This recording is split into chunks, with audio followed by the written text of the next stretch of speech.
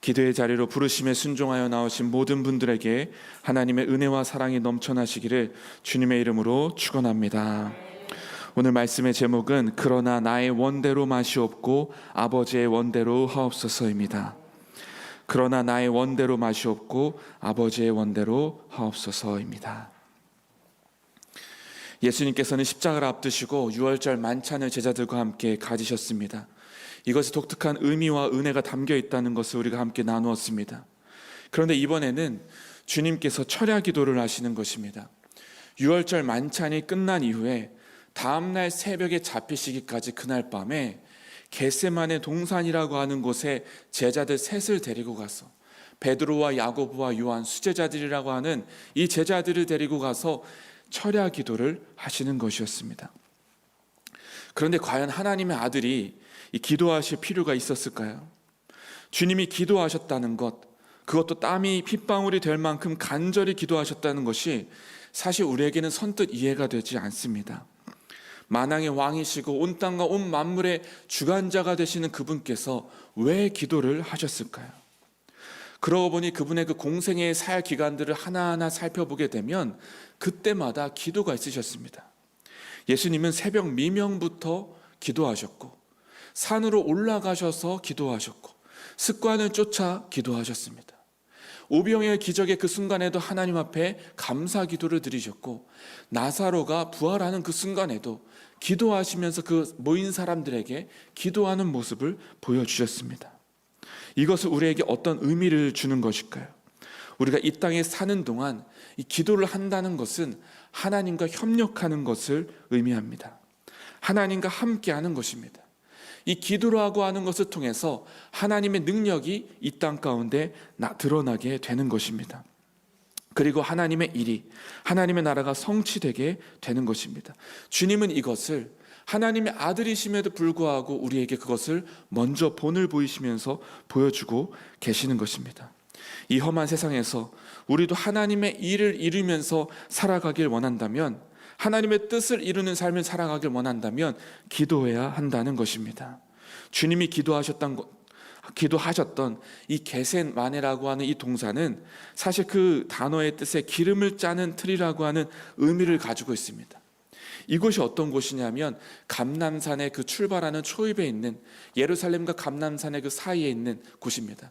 사실 감람산이라고 하는 것은 올리브 나무 산입니다. 올리브 나무가 많은 곳이라고 하는 그 산인데, 여기서 이 올리브를 채취해서 이 겟세마네라고 하는 곳에 올리브 기름을 짜는 틀이 있었습니다. 거기서 올리브 기름을 채취하게 되었던 것입니다. 올리브 열매를 이렇게 으깨게 되면 무거운 이 돌을 그 위에 지나가게 합니다. 그러면 기름이 나오게 됩니다. 이 기름을 채취하게 되는데 올리브 기름을 4번에 걸쳐서 채취한다는 것입니다. 첫 번째로 채취하는 그 순도 높은 이 기름을 성전의 촛대를 밝히는 그 기름으로 사용되고요. 두 번째 짠 기름은 거룩한 관유, 기름 부음 받을 때 쓰는 기름인데 여기서 쓰고 또 식용으로도 사용합니다.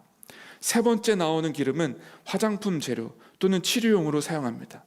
네 번째 나오는 기름은 기름을 이 잿물에 섞어서 비누로 만든다고 합니다. 이것이 끝이 아니라 그 남은 찌꺼기까지도 땔감으로 사용한다는 것입니다. 어떻게 보면 아낌없이 주는 나무 같습니다. 그런데 이런 일을 하는 그 장소에서 예수님께서는 땀이 핏방울이 될 정도로 기도를 하시는 것입니다. 이것은 무언가 연관을 이루고 있는 것입니다. 그것은 주님께서는 이곳에서 기도하시면서, 간절히 기도하시면서 마치 우리 자신을 위하여 내어주는 올리브 기름을 짜는 것 같이 자신의 모든 것을 다 짜내서 우리를 위해서 그 자신을 내어주시는 것을 지금 보여주고 계시는 겁니다. 이제 주님은 십자가를 지시는 그 모진 순환과 고난과 그 수모를 앞두고 계시는데 그 앞에서 이 자신의 모습을 지금 우리 자신을 위해서 내어주는 것을 지금 이게 보여주고 계시는 겁니다. 그리고 그것으로 인하여 이 어두운 이 세상에 빛을 밝혀주고 계시는 것입니다. 이것을 보게 될 때 이 주님의 마음, 하나님의 그 놀라운 사랑의 깊은 마음이 무엇인지를 우리가 깨닫게 되는 것입니다. 겟세마네에서 보여주신 이 주님의 기도를 통해서 이 시간 우리가 함께 은혜를 나누면서 기도 제목을 얻기를 원합니다. 첫 번째는 기도는 하나님의 일을 위한 준비입니다. 기도는 하나님의 일을 위한 준비입니다. 하나님의 그 뜻, 그 일을 위하여 준비하는 최고의 일은 바로 기도입니다. 기도는 구원 사역을 위한 가장 위대한 현장인 것입니다. 주님은 하나님의 그 복음의 계획을 성취하시기 위하여 이제 바로 고난의 십자가를 눈앞에 두시고 간절히 땀이 핏방울이 되는 것처럼 기도하셨습니다. 기도로 고난의 십자가를 준비하는 것입니다. 이 일이 결코 쉬운 일이 아님을 아시기 때문에 주님은 그 모든 일에 앞서 기도하시는 것을 우리는 보게 되는 것입니다. 이렇게 중요한 일 앞에서 하나님 앞에 엎드리시는 것을 우리에게 본을 보여주십니다. 우리가 불완전한 이 세상에서 하나님의 일을 이루고자 한다면 이 기도가 먼저 앞서야 합니다. 우리에게 능력 있는 것이 아니라 하나님께 능력이 있기 때문입니다. 하나님의 일은 기도로 준비하고 기도로 이루어 가는 것입니다. 이것이 영적인 원리인 것입니다. 주님이 지금 이것을 보여주고 계시는 것입니다. 예수님은 기도를 통해서 준비하셨기에 골고다 갈보리 언덕에 그 언덕을 십자가를 지고 지나가실 수가 있었던 것입니다. 우리가 이 땅에서 하는 일마다 잘 되고 열매가 풍성하면 얼마나 좋을까요? 그리스도인으로서 하나님의 자녀로서 이제 모든 하는 일마다 다 복을 받게 되고 잘 되면 우리로서는 너무나 기쁠 것입니다. 그런데 우리가 사는 세상에서는 꼭 그렇지 않다는 것을 우리는 알고 있습니다. 때로는 실패할 때도 있고 넘어질 때도 있습니다. 최선을 다해서 열심히 하면 무언가 이루는 것이 아니라 그것이 꼭 좋은 결과는 나타나지 않을 때도 있다는 것을 우리는 알고 있습니다. 사업하시는 분들은 이것을 아실 겁니다. 사업이 잘 될 때가 있으면 사업이 잘 안 될 때가 있다는 것을, 풍년의 때에 이 흉년의 때를 준비해야 또 사업을 이어갈 수 있다는 것을 알고 계십니다. 우리가 해야 할 것도 바로 이것입니다. 열심히 최선을 다했으니 그것으로 다했다고 만족할 것이 아니라 우리는 기도해야 합니다. 기도가 많은 일에는 열매가 가득합니다. 기도가 부족하면 열매도 부족합니다. 하나님 앞에 엎드린 시간이 많은 일에 열매가 가득한 것입니다. 기도는 바로 하나님 나라를 위하여 준비하는 최고의 일인 것입니다. 두 번째는 기도는 시험을 이기는 비밀입니다. 기도는 시험을 이기는 비밀입니다. 유월절 만찬에서 따뜻하고 그 사랑 가득한 그 식사를 같이 함께 하고 또 예수님의 그 마지막 고별 설교의 그 말씀을 들었을 때 이 제자들의 마음은 풍성한 그런 따뜻한 뜨거운 마음이었을 것입니다.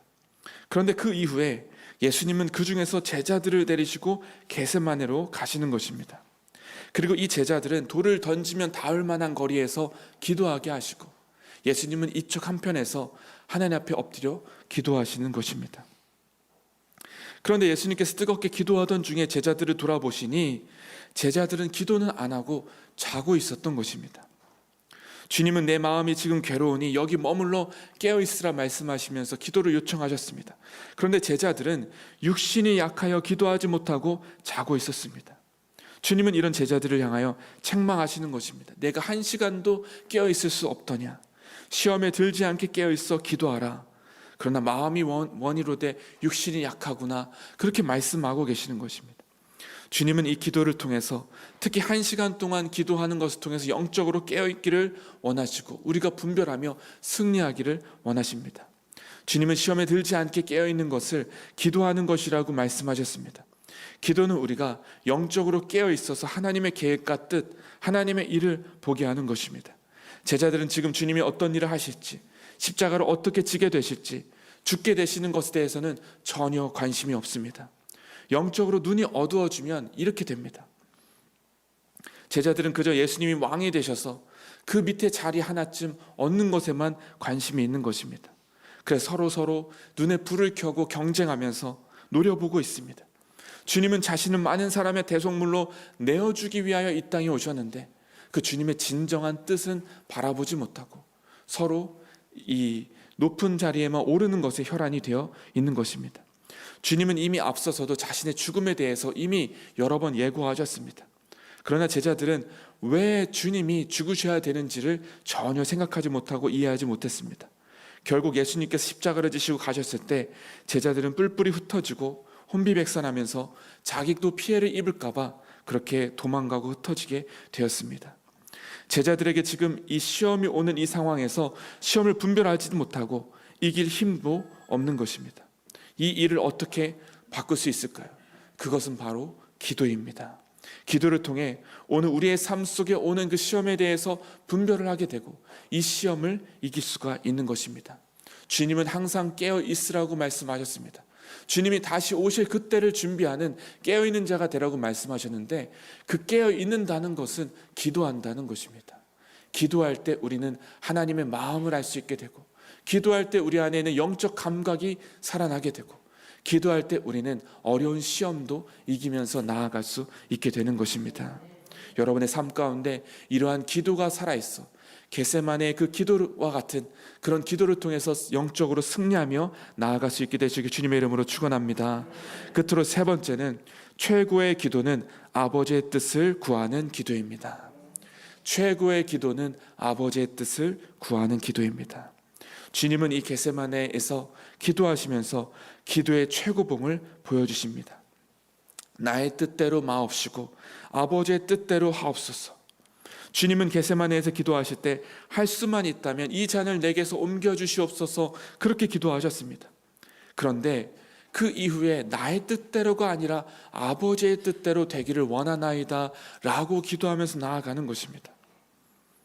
우리가 기도에 대해서 오해하는 것들이 있습니다.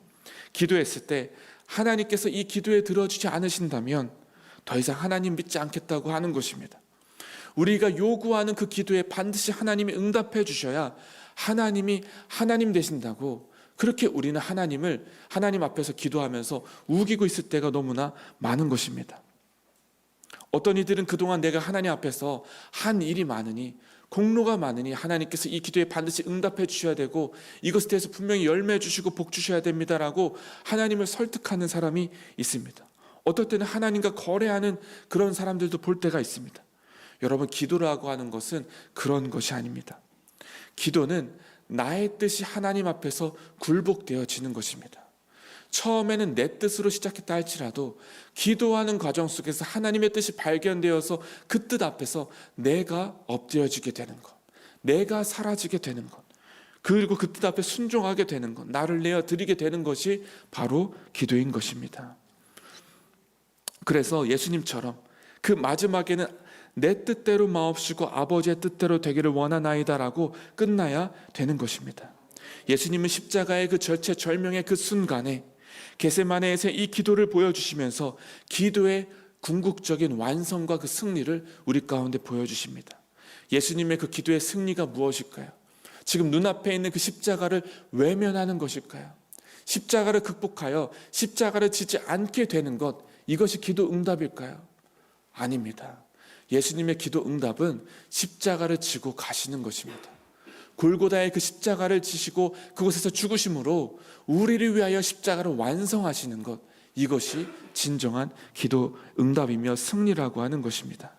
이제 지금 눈앞에서 그 일이 이루어지게 될 것입니다. 여러분, 우리가 기도할 때 하나님의 주권을 인정해야 됩니다. 하나님께서 오늘 우리의 기도 가운데 선하신 길로 인도하실 것을 믿어야 됩니다. 주님은 우리에게 나를 따라오려거든 자기를 부인하고 자기 십자가를 지고 따르라고 말씀하셨습니다. 우리가 궁극적으로 우리 자신을 부인하면서 따라가는 것, 여러분, 기도 안에 이런 이 자기 부인이 들어가야 된다는 것입니다. 하나님은 결국에 합력하여 우리를 선한 길로 인도하실 것입니다. 그 하나님을 신뢰하게 될 때 우리는 진정한 기도로 나아갈 수가 있게 되는 것입니다. 겟세마네의 이 기도를 통해서 주님은 어떤 것이 기도인지, 그리고 우리가 어떻게 해야 되는지를 지금 보여주고 계십니다. 우리 삶 가운데 이 기도가 살아있어서 기도로 승리하는 우리 모든 성도님들이 되시길 바랍니다. 바른 기도를 통해서 하나님의 놀라운 승리가 우리 가운데 있기를 주님의 이름으로 축원합니다. 우리 같이 함께 기도하시겠습니다. 하나님 아버지, 오늘도 우리의 삶을 주님께서 선한 길로 인도하시는 줄 믿습니다.